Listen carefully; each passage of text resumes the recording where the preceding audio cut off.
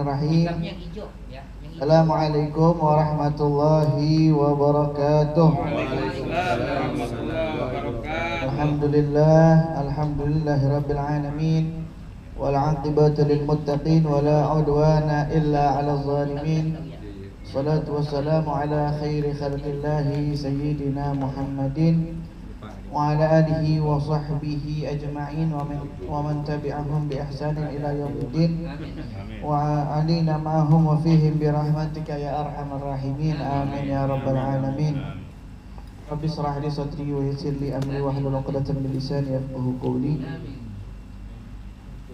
Amma ba'du, hadratul mukarramin wal muhtaramin, yang saya hormati, yang saya muliakan, genap jamaah Majelis Ratib Serpong Jaya, mudah-mudahan senantiasa dalam lindungan Allah Subhanahu wa taala, senantiasa dalam naungan rahmat serta hidayahnya Allah Subhanahu wa taala. Amin. Amin ya rabbal alamin. Terkhusus yang saya hormati, yang saya muliakan, guru kita bersama, yakni khadimul majlis Ratib Serpong Jaya, Al-Ustaz Yan Bakhtiar. Kita doakan semoga Allah berikan beliau panjang umur, sehat walafiat. Allah kabulkan hajatnya, Allah berkahi hidupnya dunia akhirat. Amin ya rabbal alamin. Ya, yang saya hormati juga, yang amat sangat saya muliakan, Sahibul Bait, yakni Ibu Susi beserta keluarganya. Mudah-mudahan Allah berikan beliau beserta keluarga nikmat panjang umur, sehat walafiat. Allah kabulkan hajatnya, Allah berkahi hidupnya dunia akhirat.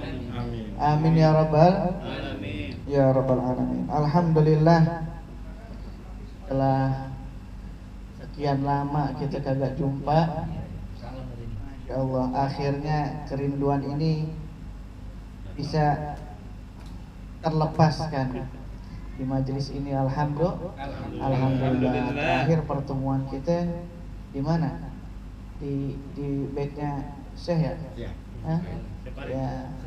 Iya, udah lama ya. Waktu di Yaman. Masya Allah. Ya. Alhamdulillah, malam hari ini Allah masih mempertemukan kita di dalam majelis yang insya Allah diridhai, dimuliakan oleh Allah. Amin ya rabbal alamin. Ya, mari kita sama-sama lanjutkan kajian kita, yakni kajian kitab Ar-Risalatul Jami'ah. Sebelumnya kita sama-sama bacakan surat Al-Fatihah kepada musannif, yakni Al-Habib Ahmad bin Zain Al-Habsyi. Waina an naqra'a hadzal kitab wa ala man nawa ajdaduna wa salafuna salihun adkhilni niyatana fi niyatihim wa amalana fi amalihim wa maqasidana fi maqasidihim wa ila hadratin Nabi Mustafa Muhammadin sallallahu alaihi wasallam wa ila ruhi musannif hadzal kitab Habib Ahmad bin Zain Al-Habsyi. Al-Fatihah. A'udzu billahi minasyaitonir rajim. Bismillahirrahmanirrahim. Alhamdulillahirabbil alamin. Arrahmanirrahim. Maliki yaumiddin. Iyyaka na'budu wa iyyaka nasta'in. Ihdinas siratal mustaqim. Siratal ladzina an'amta 'alaihim ghairil maghdubi 'alaihim waladdallin. Bismillahirrahmanirrahim. Bismillahirrahmanirrahim. Allahumma aftah alayya futuhal arifin bihikmatika wansur alayya rahmataka wa dhakkirni ma nasitu wa'allimni ma jahiltu ya dzal jalali wal ikram Alhamdulillahirabbil alamin. Sebenarnya pengen nanya terakhir kajian kita bagian mana? Cuman udah pasti pada kagak tahu. Ya. Kagak tahun. Masya Allah. Bukan apa-apa, saya aja nonton YouTube dulu kemarin ngecek. Kemarin saya bahas sampai mana ya? Masya Allah, ya. Kita aja lupa, ya, apalagi Jemaah. Ya. Nah, terakhir pembahasan kita bisa dilihat itu di halaman 3. Bisa dibuka halaman 3. Terakhir baru sampai hadis Nabi Muhammad SAW, man salaka tariqan yaltamisu fihi ilman salakallahu bihi tariqan ilal jannah. Ya, sekarang kita lanjutkan ya. Qala Syekhul Mu'allif rahimahullahu taala wa adama naf'a bihi wa bi ulumihi wa bi barakatihi fid dharain amin ya rabbal alamin. Wa ba'du fa hadhihi masail mukhtasaratun min ba'di kutubi hujjatil islami al-Ghazali ghaliban. Man arafaha wa amila biha narju lahu min Allahi an yakuna min ahli al-ilmi zahiran wa batinan wa billahi taufiq. Wa ba'du, ya. Dan setelah musannif ini mengawali kitab dengan hamdalah, kemudian sholawat, kemudian diisi dengan hadis Nabi Muhammad SAW terkait keutamaan ilmu, ya, maka beliau melanjutkan, maka ini merupakan suatu permasalahan singkat. Fahadhihi masailu mukhtasaratun, permasalahan singkat. Min ba'di kutubi hujjatil Islam al-Ghazali ghaliban, dari beberapa referensi kitab-kitab karangan Hujjatul Islam al-Ghazali, yakni Imam Ghazali ghaliban, ya, artinya kebanyakan referensinya mengambil dari kitab-kitab Imam Ghazali, ya, yang dibuat ringkas sama Habib Ahmad bin Zain Al-Habsyi, ya. Kalau kita belum mampu buat membaca kitab-kitabnya Imam Ghazali, minimal kita baca kitab ini, kitabnya Habib Ahmad bin Zain Al-Habsyi, kitab Ar-Risalatul Jami'ah. Karena ini sudah dirancang, sudah diracik oleh beliau, diambil intisari daripada kitab-kitabnya karangan Al-Imam Al-Ghazali. Nah, man arafaha, yang mana siapa orang yang mengetahuinya, artinya mengetahui daripada kitab ini, kitab Ar-Risalatul Jami'ah, ya, mengetahui yakni maksudnya mempelajari, ya, wa amila biha, kemudian setelah tahu, setelah mengerti apa yang ada dalam kitab ini, kemudian dia amalkan, dia praktekkan, narju lahu, kami memohon kepada Allah bagi dia supaya apa? Narju lahu min Allah ayyakuna min ahli ilmi, supaya orang tersebut jadi ahli ilmu. Jadi siapa yang baca kitab ini nih, kitab Ar-Risalatul Jami'ah, kemudian kita amalin, kita kebagian doa dari Habib Ahmad bin Zain Al-Habsyi. Doa apa? Kata beliau, ya, kami harapkan kepada Allah buat dia supaya jadi ahli ilmu. Amin. Kemudian kita kebagian termasuk orang yang dapat doanya beliau, ya. Kalaupun kita kagak jadi ahli ilmu, paling kagak anak keturunan kita ada yang jadi ahli ilmu. Kalau perlu jangan cuma ada, semua juga jadi ahli ilmu.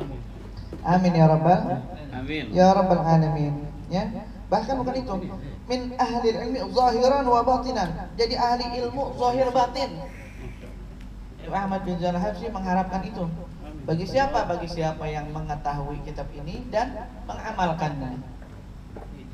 Dan juga ini bukan cuma harapan daripada Habib Ahmad bin Zain Al-Habsyi, akan tetapi dikatakan juga di dalam kitab Al-Manhaj Shawi. Dalam kitab tersebut dikatakan terkait keutamaan kitab Ar-Risalatul Jami'ah. Siapa orang yang baca kitab Ar-Risalatul Jami'ah, ya, dan juga kitab Mukhtasar Latif, ya, maka para salaf menjamin futuh buat dia. menjamin futuh buat dia. Buat siapa? Siapa orang yang baca Al-Risalatul Jami'ah sama Mukhtasar Latif. Ya. Mungkin kita belum baca Mukhtasar Latif, minimal kita baca ini Risalatul Jami'ah, mudah-mudahan kita dapat futuh dari Allah Subhanahu wa taala. Amin ya rabbal alamin. Wabillahi taufik, dan kepada Allah lah segala taufik, kita mohon taufik ya. Kemudian arkanul Islam, rukun Islam. Ya, diawali bab daripada kitab ini dengan arkanul Islam, rukun-rukun Islam. Rukun Islam, arkanul Islam ya khamsatun, rukun-rukun Islam itu ada 5. Syahadatu an la ilaha illallah wa anna Muhammadar Rasulullah, yakni bersaksi bahwa tiada Tuhan selain Allah dan bahwa Muhammad adalah utusan Allah. Wa iqamus shalah, ya, dan mendirikan salat. Wa ita'uz zakah, dan mengeluarkan zakat. Wa shaumu Ramadan, dan berpuasa di bulan Ramadan. Wa hajjul baiti man istata'a ilaihi sabila, dan pergi haji ke Ka'bah bagi mereka yang mampu.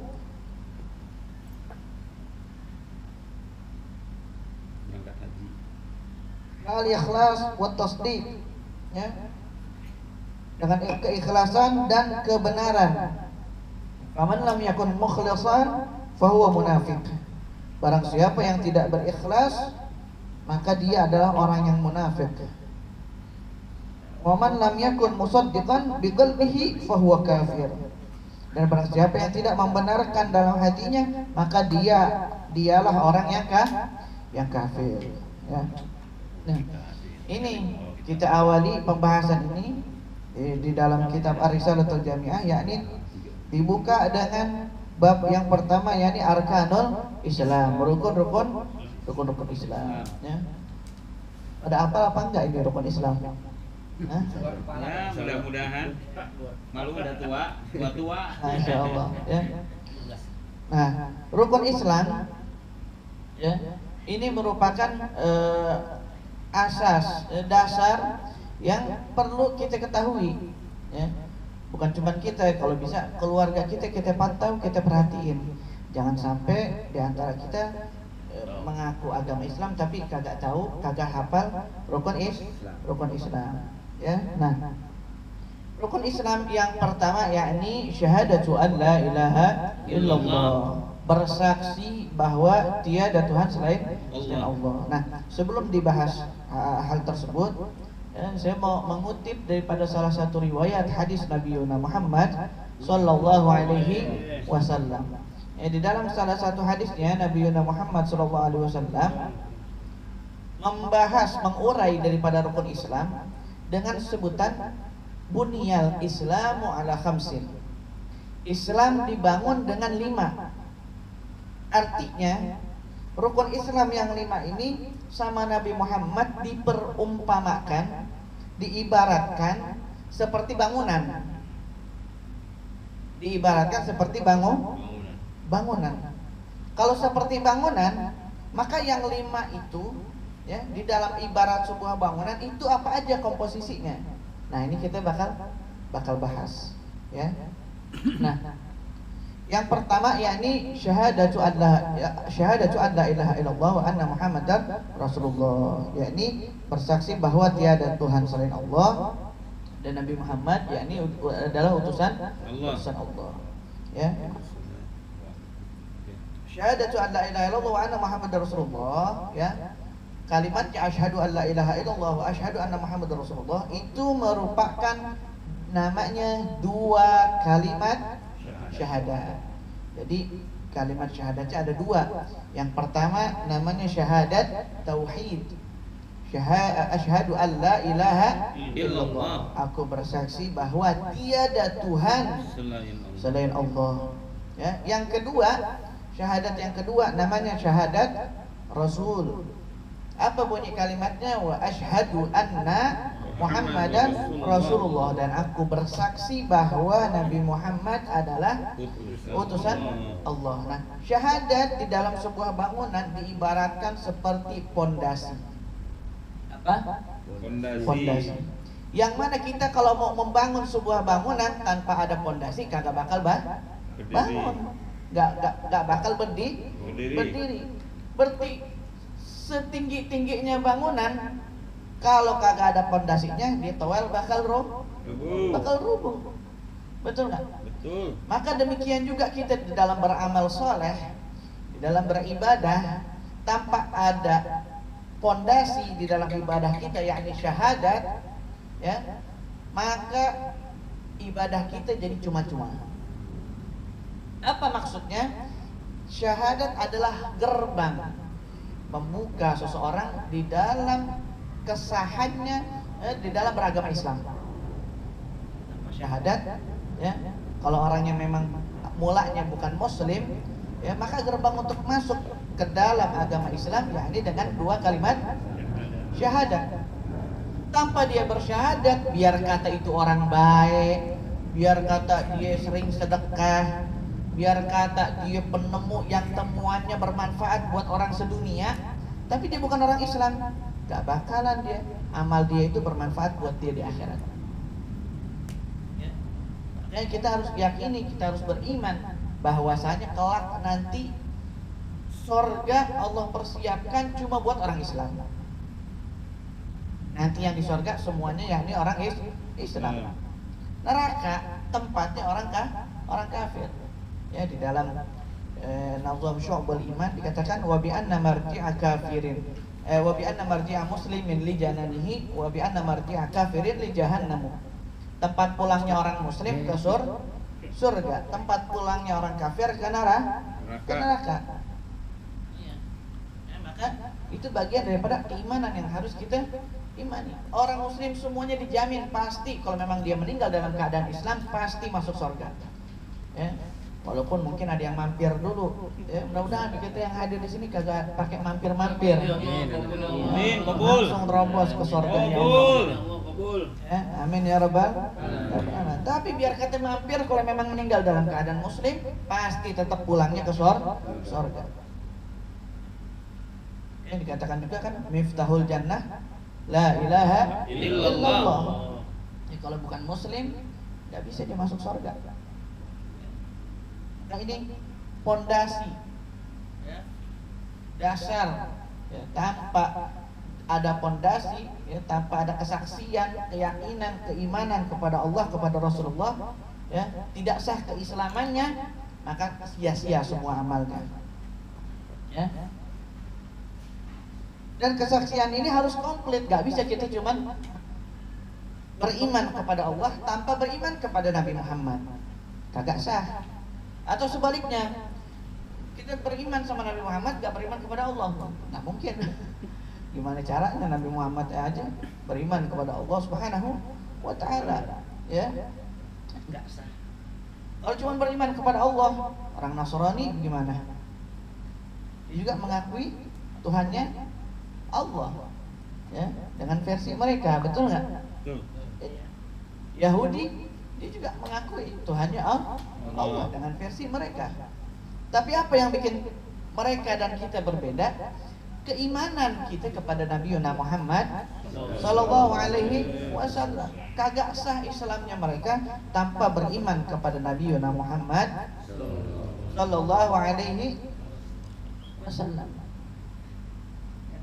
Hanya yang termasuk rukun Islam yang pertama, yakni bersaksi bahwa tiada Tuhan selain Allah dan Nabi Muhammad utusan Allah. Itu sebagai asas, dasar, pondasi di dalam sebuah bangunan. Kalau rukun Islam ini diibaratkan bangunan. Kemudian wa iqamus shalah, dan menegakkan sholat atau mendirikan sholat. Ya.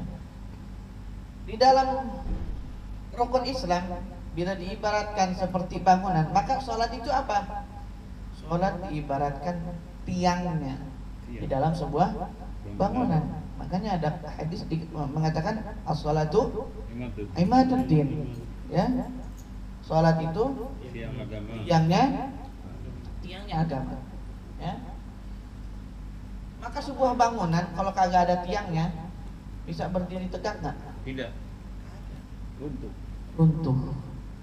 Demikian juga agama. Agama ya adalah sebuah bangunan yang utuh, tapi dihilangkan satu di dalamnya, yakni sholat, yakni tiangnya, runtuh nggak agamanya? Runtuh. Berantakan. Nah, sholat juga merupakan sesuatu yang sangat vital di dalam agama. Itu. Bahkan sampai dikatakan man taraka sholata muta'ammidan faqad kafara jihara. Siapa yang ninggalin sholat dalam keadaan sengaja-ngaja, maka dia sudah kafir secara terang-terangan. Na'udzubillah summa na'udzubillah min dzalik. Ya. Yang dimaksud meninggalkan sholat kemudian dia jadi kafir, ya, yakni orang yang mengentengkan syariat. Gitu. Orang yang mengentengkan syariat, dia nganggap dia seakan-akan bangga, dia hebat bisa meninggalkan sholat, bisa menentang Allah. Nah itu yang bikin dia jatuh ke kekafiran gitu. Tapi kalau seandainya dia meninggalkan karena dia malas, tapi dia sadar bahwa meninggalkan sholat adalah dosa besar, maka meninggalkannya tidak menjadi kafir, tapi tetap dosa besar. Meninggalkan sholat termasuk dosa besar. Ya, bahkan di sini dikatakan di dalam sebuah hadis, idza taraka ar-rajulu fariidatan wahidatan muta'ammidan kutiba ismuhu ala babin nar fulan ibn fulan. Gitu. Siapa orang yang ninggalin satu fardu sengaja, yang ninggalin satu fardu sengaja-ngaja, kutiba ismuhu, ditulis nama dia, ditulis ya, ala babin nar, di pintu neraka nama dia ditulis fulan ibn fulan. La budda lahu min dukhulin nar, wajib bagi dia masuk surga. Masuk neraka. Jadi kalau orang ninggalin satu sholat fardu sengaja-ngaja, dia ninggalinnya, nama dia langsung dicatat di pintu surga, fulan bin fulan wajib masuk neraka. Ada daftarnya. Sudah di list. Listnya langsung. A'udzubillah, teman, a'udzubillah min dzalik, ya. Nah itu sholat di dalam bangunan agama, ya, yang nama bangunan itu adalah Islam, ya. Posisinya sholat ibarat tiang, gitu, ya. Vital di dalam agama. Kemudian wa ita'uz zakat, dan menunaikan zakat. Ya, kalau zakat diibaratkan bangunan seperti apa? Zakat itu ibarat, kalau dalam bangunan ada ventilasi, ada pintu, ada jendela, itu ibarat zakat. Apa? Fungsinya lubang-lubang yang ada di dalam bangunan tersebut sebagai filtrasi, ya, sebagai keluar masuknya udara. Gitu. Coba kita kalau dihimpit, dimasukin di dalam sebuah ruangan, nggak ada lubang udaranya, dikunci di situ. Bertahan berapa lama kita itu di dalam? Kenapa? Organ tubuh kita aja, ya, kita di dalam bernafas aja, nggak cuma menghirup doang, benar nggak? Tapi kita keluarkan lagi. Kita awal menghirup namanya oksigen, keluar jadi karbon dioksida. Makanya kenapa kalau kita di dalam ruangan ditutup, nggak ada ventilasi, ya? Kita menghirup oksigen tuh, oksigen habis, sisa karbon dioksida, nggak bisa napas, tinggal kita, benar nggak? Sama dengan kita memiliki harta. Kalau kita cuma masukin, nerima, nggak ada yang kita keluarkan, bisa menjadi bahaya, bisa menjadi celaka, gitu, bisa menjadi rusak harta kita. Maka dibersihkannya harta kita, yakni dengan zakat. Gitu. Kemudian tadi 2 kalimat syahadat sebagai pondasi. Sholat ibarat tiangnya agama. Zakat ibarat ventilasi. Kemudian wasomu Ramadan, puasa Ramadan. Puasa Ramadan di dalam bangunan Islam itu ibarat apa? Ibarat tembok-temboknya, ya. Ibarat tembok-temboknya yang melindungi kita dari segala mara bahaya, yang mencegah kita, ya, dari hal-hal yang membahayakan kita. Coba bangunan kagak ada temboknya bagaimana? Nah, ngapain susah. Tindak tanduk kita kelihatan orang. Iya, bukan cuma kelihatan. Binatang-binatang bisa merayap ke rumah kita, benar nggak? Bahaya. Ya. Maka demikian juga puasa. Puasa ya, sebagai pencegah kita dari mara bahaya. Bahaya apa? Bahaya kemaksiatan. Bahaya kemaksiatan. Orang kalau yang puasanya betul-betul yang memang sungguh-sungguh di dalam berpuasanya, khususnya puasa Ramadan, ya, maka dia akan mencegah dirinya bukan cuma dari lapar dan haus, tapi juga dari segala bentuk kemaksiatan. Gitu. Kalau baru kita menahan puasa dari lapar dan haus, ya, itu baru tingkatan puasa yang paling rendah. Puasa ada macam-macam tingkatannya, ada puasa umum, ada puasa khusus, ada puasa khusus bil khusus. Ya, nanti dibahas yang bulan Ramadan. Ya. Nah, sampai kata Nabi, kam min shaimin laisa lahu min siyamihi idal ju' wal 'atas. Banyak orang yang berpuasa enggak dia dapat apa-apa dari puasanya kecuali cuma dapat lapar sama haus. Ya. Maka hakikatnya puasa bukan cuma menahan lapar dan haus, tapi menjaga diri kita, seluruh anggota badan kita, hati dan pikiran kita dari segala bentuk kemaksiatan. Itu baru hakikatnya puasa. Nah, puasa ibarat dalam bangunan Islam, yakni temboknya, dindingnya, begitu. Yang terakhir pergi haji. Pergi haji di dalam sebuah bangunan ibarat apa? Ibarat atapnya, ya, sebagai penyempurna dari sebuah bangunan. Demikian juga pergi haji sebagai penyempurna daripada agama Islam. Ya, wallahu a'lam. Ya.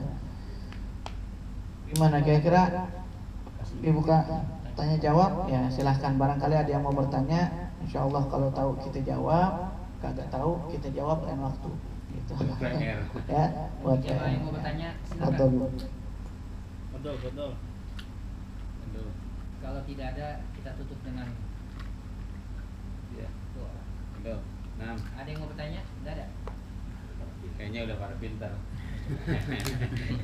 Tadi. Ya. Enggak. Udah berarti cukup ya. Insyaallah. Nanti puasa aja ya, tanya Jelas jawab. ya.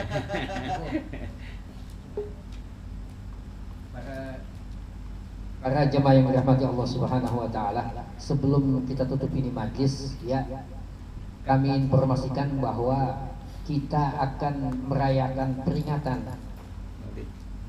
yaitu peringatan Maulid yang akan kita lokasikan di Masjid Sabilul Jannah.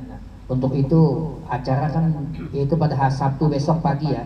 Acara kita mulai jam 8, tapi jam setengah 8 bagi jamaah, mobil khusus jamaah ratib sudah kumpul, ya, karena kita membaca Yasin dulu. Nanti kami mohon Ustadz Ogi untuk memberitahukan kepada Ustadz Ade untuk memimpinnya, ya. Nanti Ustadz Ade yang memimpin, ya. Nanti doa bisa saya, gitu. Kemudian di Nurul Khazin sama maulidnya. Makanya kita Ustaz Farid, Pak Marhadi, ya, nggak usah ke sana, nanti saya izin nama guru. Langsung kita ke ini. Masalah kita tuan rumah, jangan sampai jamaah yang lebih awal datang dibanding dengan kita tuan rumah, ya. Ini harus kita jaga. Kalau nggak hadir di sana dipecat nggak ya? Sama. Bukan suatu. Kita saya izin nggak apa-apa. Soalnya nanti dari sana langsung sini mereka, gitu. Jadi semua kita undang, ya, jamaah atas, ya, ibu-ibu juga semua, ya. Maka untuk itu, ya, oh ya, ini ada donasi dari Bapak Edi, jadi sepuh, ya. Jazakallah. Dan kami selaku Hadimul Majlis mengucapkan jazakumullah khair jaza kepada jamaah dan lingkungan yang telah berdonasi untuk acara Maulid besok ya. Ya, kita baca Fatihah, semoga segala yang diniatkan dan sedekahnya diterima oleh Allah Subhanahu wa taala, dan Allah beri keberkahan hidup baik dunia maupun akhirat dalam rangka mengagungkan baginda Rasulullah sallallahu alaihi wasallam. Mudah-mudahan kita nanti dapat pertolongan di akhirat oleh baginda Rasulullah sallallahu alaihi wasallam. Dan kemudian mudah-mudahan ya acara yang kita buat, kita mohon kepada Allah agar Allah mudahkan, Allah beri kelancaran, tidak ada tanpa kendala. Al-Fatihah. A'udzu billahi minasyaitonir rajim. Bismillahirrahmanirrahim. Alhamdulillahirabbil alamin, arrahmanir rahim, maliki yaumiddin. Iyyaka na'budu wa iyyaka nasta'in. Ihdinas siratal mustaqim, siratal ladzina an'amta 'alaihim ghairil maghdubi 'alaihim waladdallin. Amin. Ucapan yang kedua, kami sekali lagi mengucapkan jazakumullah khair jaza kepada sahibul bait, yaitu Ibu Susi beserta keluarga yang telah memfasilitasi tempat dan mungkin nanti ada hidangan ya. Dan sekali lagi kami mengucapkan jazakumullah khair jaza, semoga Allah ganti yang lebih dari apa yang dikeluarkan. Moga-moga semua segala hajat yang diniatkan oleh sahibul bait ya akan dikabul oleh Allah Subhanahu wa taala, diberi kesehatan, diberi panjang umur, dan diberi keberkahan hidup, dan Allah mudahkan segala urusannya baik urusan dunia maupun akhirat. Al-Fatihah. A'udzu billahi minasyaitonir rajim. Bismillahirrahmanirrahim. Alhamdulillahirabbil alamin, arrahmanir rahim, maliki yaumiddin. Iyyaka na'budu wa iyyaka nasta'in. Ihdinas siratal mustaqim, siratal ladzina an'amta 'alaihim ghairil maghdubi 'alaihim waladdallin. Amin. Dan selanjutnya kami mengucapkan jazakumullah khair jaza kepada jamaah yang telah hadir di majlis ini. Jadi ada seorang hamba, dia tahu ada majlis, kemudian kesempatan ada tapi dia tidak hadir, dan menuntut ilmu ini adalah wajib ya.